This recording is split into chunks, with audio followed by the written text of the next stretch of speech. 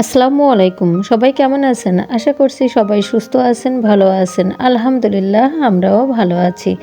আবারও নতুন একটা ব্লগ ভিডিওতে ওয়েলকাম জানাচ্ছি। আশা করছি আপনাদের কাছে ভালো লাগবে। আমি এই যে বছরের শেষ ভাবলাম যে এবছর আর কোনো কাজই করব না। রান্নাঘর পরিষ্কার করে নেই, শেষ করে দেবো এই বছরের কাজটা। আর কখনোই করব না। তাই এই যে শুরু করলাম চুলাটা পরিষ্কার নিয়েই। মানে চুলা তো প্রতিদিনই পরিষ্কার করি। প্রতিদিন তো আর হচ্ছে ডিপ ক্লিন করা হয় না। তা ভাবলাম আজকে ডিপ ক্লিনটাই করি। আর হচ্ছে চুলার নিচেই তো অনেক ময়লা হয়, মাঝে মধ্যে সরিয়ে পরিষ্কার করি। তাছাড়া কিন্তু মাঝে মধ্যে সরিয়ে ছাড়া এমনিতেই প্রতিদিন সরাইয়ে পরিষ্কার করা হয় না। তা নিচেই মানে চুলার নিচেই একটু ময়লা হয়েছে, সেগুলোও পরিষ্কার করে নিলাম। চুলাটাও পরিষ্কার করে সব কিছু সেট করে দিলাম। আর হচ্ছে এগুলো সেট করার পরে দেখি আমি হচ্ছে চুলাটা পরিষ্কার করার পরে দেখি আমার জামাটা হচ্ছে নষ্ট হয়ে গেছে, মানে পানি ছুটে নষ্ট হয়ে গেছে। সে জামাটাও চেঞ্জ করে আসলাম। এসে যে আমার ফ্লোরে বসে গেছি, মানে রান্নাঘরের মানে যে সব কাজ আপনাদের ভাই রেখে দেয়, দেখলে পরেই মানে মাথা ঘুরে যায়। গ্রাম থেকে দেখেন এগুলো সব নিয়ে এসে রেখেছে, মানে অন্যান্য চুরি হয়ে গেছে। তারপরে এগুলো নিয়ে আসছে, এই যে আমার জমিতে একটু কাজ করছে আর কাজ করার বলে না, সব কিছু নিয়ে এখানে নিয়ে এসে রেখে দিয়েছে। রান্নাঘরটা আমার ছোট, কিন্তু সে দুনিয়ার বোতল এটা সেটা সব কিছু নিয়ে এসে রাখবে আর বলবে যে এটা হোটেল না, যে হোটেলের মতো করে পরিষ্কার পরিচ্ছন্ন করে রেখে দিতে হবে। আমার তো মাথা গরম হয়ে যায় মাঝে মধ্যে। আমি মাঝে মধ্যে এত মানে পরিষ্কার করে রেখে দিই, তারপরে ওনার মানে ইসের জন্য আমি কিন্তু এভাবে করে মাঝে মধ্যে রেখে দিই, যে দেখি সে বিরক্ত বোধ করে কি না। তা দেখি যে না, সে বিরক্ত বোধ করে না, কিন্তু আমার অতটুকু রান্নাঘরের ভিতরে ঘুরতে গেলে আমারই কষ্ট হয়। কী আর করব। তো ভাবলাম যে না, আজকে তো বছরের শেষ হয়েই যাচ্ছে, আমি রান্নাঘরটা একটু পরিষ্কার করে ফেলি। তো যাই হোক, আমার যে কথা সেই কাজ, রান্নাঘরটা পরিষ্কার করতে লেগে গেলাম। তার এই যে র্যাকটার মধ্যে পরিষ্কার করছি আমি, কিন্তু হচ্ছে র্যাকটার মধ্যে মানে প্রায় দিনই কিন্তু পরিষ্কার করে ফেলি। আর যে প্রতিদিনই যে হচ্ছে বের করে নিয়ে যে পরিষ্কার করতে হবে এটা না, কিন্তু আমি যে হচ্ছে যে মানে ফ্লোরটা বা টাইলসটা হচ্ছে একটু মাঝে মধ্যে সিঙ্ক হচ্ছে পরিষ্কার করে এটা জালি নেট দিয়ে, আমি কিন্তু ওইটাই হচ্ছে ডিটারজেন্ট পাউডারটা একটু হচ্ছে গোলায় নিয়ে কিন্তু আমি ওইটা ভেজাই নিয়ে র্যাকের যে সাইডটা আছে ওটা কিন্তু পরিষ্কার করে ফেলি। মানে যখনই হচ্ছে রান্নাঘরটা পরিষ্কার করতে যাই তখনই কিন্তু এই হাত দিয়ে ওইগুলো হচ্ছে পরিষ্কার করে ফেলি। এই জন্য কিন্তু হচ্ছে এই যে এতটা ময়লা হয় না, আর মানে র্যাকটাই এত ময়লা হয় না যে ডিপ ক্লিন করা লাগবে বা ভিতরের থেকে বাইরে নিয়ে যেয়ে করতে হবে, এমন না। যাই হোক, এই যে করে নিলাম এটা।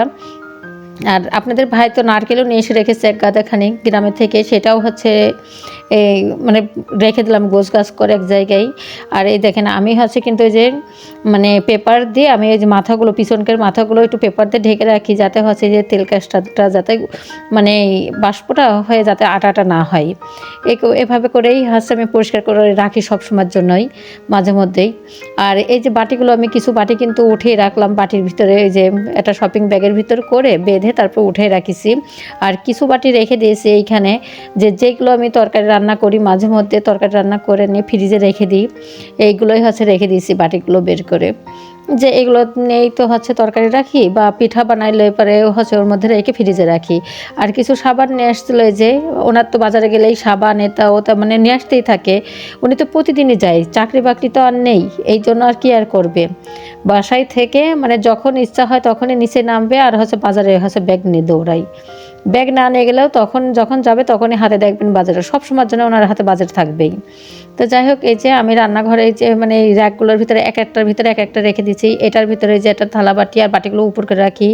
এটার মধ্যে এই যে আছে মানে কাপগুলো গ্লাস দিয়ে বাটি ঘটি দিয়ে উপর করা। তৃতীয়টাই থাকে আমি তরকারি রান্না করে রেখে দিই। আর একদম নিচেরটাই তো কোটাকুটি রাখলাম। আর এখানে যে চামিচগুলো মানে খুন্তি, কাঠের খুন্তি যেটা, তারপরে যে ভাজি মানে পিঠা বানায় যে ঝাঁঝগুলো সেটা। আর এটার নিচেই আছে যে মানে দেখাই যাচ্ছে অবশ্য, এটা বলে তো আর কিছুই হবে না। যাই হোক, আপনাদের ভাই যেটা মানে ওনার কথা যে এত পরিষ্কার, বাসা বাড়িতে এত পরিষ্কার করে রাখতে হবে কেন, কেন এত পরিষ্কার করতে হবে? এটা কি হোটেল নাকি যে এত পরিষ্কার পরিচ্ছন্ন করে রাখবে? মানে ওনার কথাই এরকম। আর আমি কিন্তু এটা পরিষ্কার করার পরে আমি যখন রান্না করি তখন তো আমি বলেছি যে আমি কিন্তু উপরের দিকে ওই যে একটা কাপড় দিয়ে ঢেকে রাখি, আবার র্যাকের উপরেও কিন্তু একটা কাপড় দিয়ে ঢেকে রাখি। যখন রান্নাটা হয় তখন কিন্তু আমি কাপড়টা মানে উঠিয়ে ফেলি।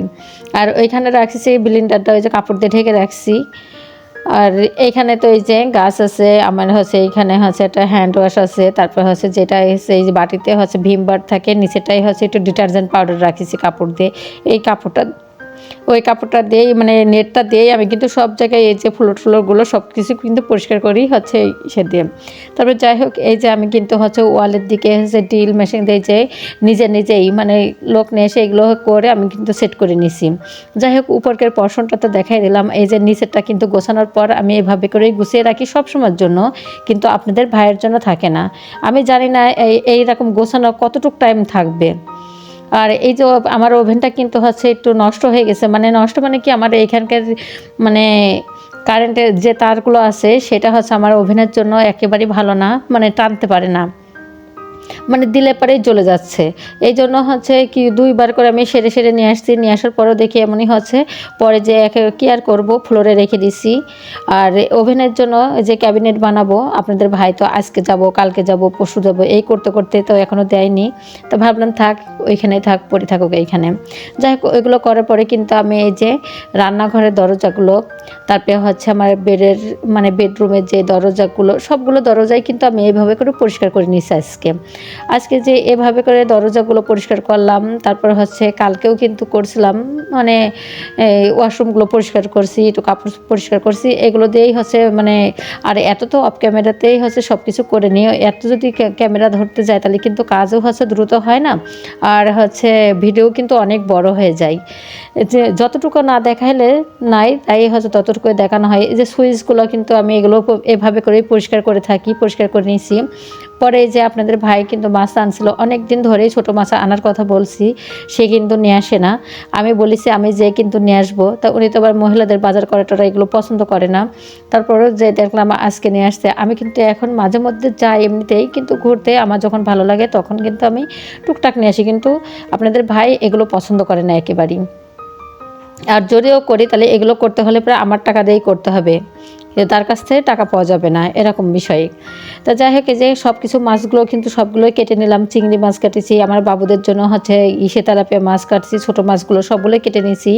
কেটে নিয়ে যে রান্না করার জন্য হচ্ছে কিছু ছোটো মাছ, মায়া মাছ যেটা বলে, সেটা হচ্ছে রেখে দিলাম। এইখানে হচ্ছে আলু দিয়ে, টমেটো দিয়ে আর মাছটা দিয়ে চচ্চড়ি করব। তো এখানে ঝাল, পেঁয়াজ আর একটু রসুন বাটাটা দিয়ে, হলুদ লবণ দিয়ে হচ্ছে মানে আগে মাখিয়ে নিলাম তেল দিয়ে। মাখানোর পর আলুটা ভালো করে মাখিয়েছি। মাখানোর পর যে মাছগুলো দিয়ে একটু মাখিয়ে তারপর কিন্তু হাতটা দিয়ে পানি দিলাম, দিয়ে এই যে চুলার পাত দেওয়ার পরে কিন্তু বলকটে যখন শুকায় যাচ্ছে তখন টমেটোগুলো দিলাম আমি। আর টমেটো দেওয়ার পরে আমি একটু ধনিয়ার পাতা দিয়ে একটু ঢেকে রাখছিলাম।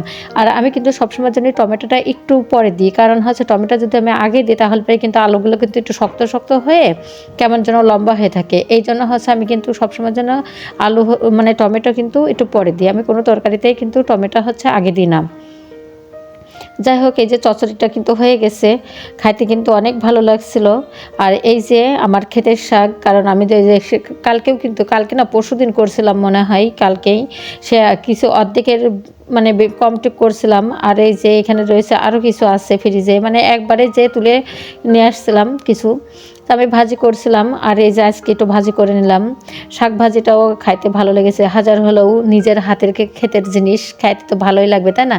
আর আমার তো এটা খেতু না, ওইটা হচ্ছে এমনিতেই বিল্ডিং বাড়ি করার জন্য জায়গা, একদম হচ্ছে মেন শহরের উপরে। তারপরেও হচ্ছে একটু আড্ডা করে হচ্ছে 15 বছর 20 বছর পর হচ্ছে ওইখানে হচ্ছে যায় এগুলো করা। যাই হোক, ভালোই লাগলো, আনন্দ লাগছিল করতে। এখানে সিম রান্নাটাও করে নিলাম, এটা অফ ক্যামেরাতেই সব কিছু করে নিয়েছি, নামিয়ে ফেললাম। নামানোর পরে কিন্তু আমি এখানে সব কিছুই হচ্ছে যে আবার থালাবাটিগুলো সব কিছু যা নোংরা হয়েছে সেগুলো কিন্তু পরিষ্কার করে ধুয়ে নিলাম। ধুয়ে যার জায়গায় সেটা হচ্ছে উঠিয়ে রাখলাম। তো যারা আমার ভিডিওটি দেখছেন তারা একটা লাইক দিবেন, কারণ আপনাদের একটা লাইক আমাকে আরও একটি নতুন ভিডিও বানাইতে উৎসাহিত করবে। আর আমার ভিডিও যদি আপনাদের কাছে একটুও ভালো লেগে থাকে তাহলে সাবস্ক্রাইব করে পাশে থাকবেন, বেল বাটনটি অন করে রাখলে আমি যে ভিডিওটাই দিব না কেন আপনাদের কাছে নোটিফিকেশন চলে যাবে। প্লিজ একটা লাইক দেন, একটা লাইক যদি দেন তাহলে পরে তো মনের কাছে ভালো লাগে, তাই না? তা যাই হোক, এই যে আমি কিন্তু ভাতের চালটাও ধুয়ে দিয়েছি। ধুয়ে দেওয়ার পরে এই যে আবার পরিষ্কার করে নিলাম। নিয়ে আমি কিন্তু সবসময়ের জন্য রান্না করার পরে কিন্তু এভাবে করেই হচ্ছে ক্লিন করে রাখি। হয়তো বা রান্না করতে একটু দেরি হয়, হোক সমস্যা নেই। তারপরেও কিন্তু হচ্ছে আমি একটু নামাজ পড়ি, কোরআন তেলাওয়াত করি, করে নিয়ে কিন্তু আবার একটু শুই। শোয়ার পরে কিন্তু আমি উঠি হচ্ছে 8টার দিকে, কারণ রাত্রে আমি অনেক রাত্রে শুই, মেয়ের সাথে হচ্ছে জেগে থাকি, অনেক রাত্রেই শুই। তারপরেও নামাজ কালাম ঠিকই পড়ি, পরে কিন্তু উঠি হচ্ছে 8টা সাড়ে 8টার দিকে। উঠে কিন্তু আমি ঠিক টাইমের মধ্যেই হচ্ছে 1:30টার মধ্যেই কিন্তু আমার কাজ কাম সব কমপ্লিট করে আমি নামাজ পড়ে মানে খাওয়া দাওয়া করেও কিন্তু আমি বসে থাকতে পারি, একটু হাঁটতে যাই, বা আমার খেয়ে ওই যে যেখানে শাকসবজি লাগাইছি সেইখানে যাই একটু পানি দিতে। তারপরেও অবসর সময় কিন্তু থাকে, তার মধ্যেও একটু হাতের কাজ করি, একটু মেশিনে সেলাই করি, মানে এভাবে করেই কিন্তু আমার চলছে। আমি কিন্তু দিনের একবারও একটু মানে এক ফোঁটো শুই না, মানে যে একটু ঘুমাবো বা এটি করবে এগুলো না। যাই হোক, ডাইনিং টেবিলটাও কিন্তু পরিষ্কার করে আসলাম, মেয়েদের বেডরুমে চলে আসছি। এসে যে মেয়েদের হচ্ছে রুমের মানে টেবিলটা পরিষ্কার করলাম, একটু বেডটা হয়েছে পরিষ্কার করে, মানে সব বাচ্চারা শুয়ে আছে সেটা আপনাদের সাথে একটু শেয়ার করলাম। আর মেয়ে হচ্ছে বেঁচে গেছে, এই যে বই খাতায় এমন রেখেই চলে গেছে, তা ভাবলাম যে ওর সেই টেবিলটা একটু গুছিয়ে দিই, তাই গুছাইতে চলে আসলাম একটু। যাই হোক, কাল থেকে আমরা নতুন বছরে পা দিতে চলেছি। দেখতে দেখতে বছরটা কি করে যেন চলে গেল বুঝতেই পারলাম না। সকলের নতুন বছরে শুভেচ্ছা জানাচ্ছি। নতুন বছরটা সকলের জীবনে যেন আনন্দময় হয়ে উঠুক, এই কামনাই করি।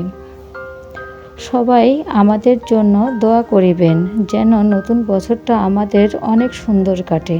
কথা বলতে বলতে কিন্তু আমার সব কাজগুলোই গোছানো হয়ে গেছে, মানে মেয়েদের টেবিল গোছানো, ঘর গোছানো, সব কিছুই গুছিয়ে ফেললাম। গুছিয়ে গোসল টোসল করে এসে কিন্তু খাওয়া দাওয়া সবই কমপ্লিট করে ফেলেছি। এই বছরটা এইখান থেকেই শেষ করলাম।